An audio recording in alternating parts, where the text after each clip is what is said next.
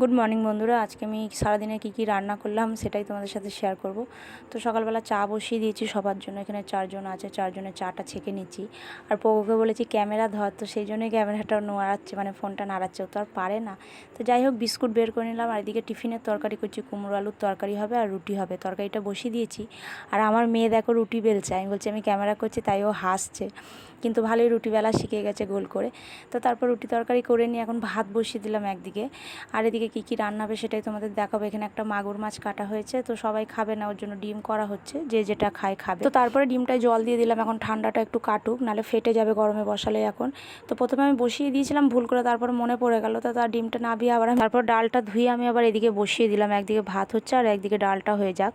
তো তারপরে তো ডালটা ফোড়ন দিয়ে দেবো, 5 ফোড়ন কাঁচা লঙ্কা দিয়ে, 5 ফোড়ন আর কাঁচা লঙ্কা দিয়ে ডালটা এখন ফোড়ন দিয়ে নিলাম। আর আমার মেয়ে এখানে ক্যামেরা করে দিচ্ছে।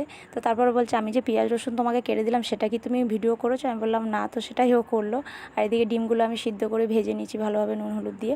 তারপরে ফোড়নে জিরে দিয়ে, আর এখানে ডিমটা পুরো কষা হবে, আলু দিইনি।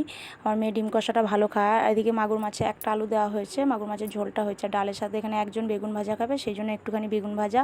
এখানে ভাত, এখানে ডাল, আর এখানে আছে ডিম কষাটা।